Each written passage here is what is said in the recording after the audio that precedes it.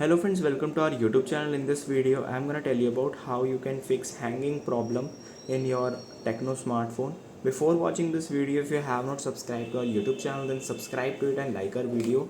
So let's start friends. First you have to open your settings, click on applications. Here it is app management, click on app list, click on three dots and show system apps. Now click on search and here you have to write Android, and here it is Android settings. You can see you have to just clear catch this like this. Now just press back, again write here Google. Now just scroll down, click on Google Play Services. Just you have to do is clear cache, then press back. You have to turn off automatically download update. If it is there any update, you can see, click on Play Store and then you have to click on profile.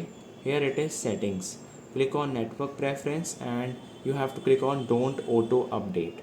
Friends, third step is you have to release some storage of your smartphone. If your smartphone is too much hanging, you have to release some datas like downloads, release, just uninstall some applications that are not in use, photos, videos. You can just transfer it to your SD card also, so it will prevent hanging issues. And you have to do time to time updates, system update or software updates. I hope you like this video. If you like this video, then subscribe to our YouTube channel for more helpful tips and tricks videos. See you next time.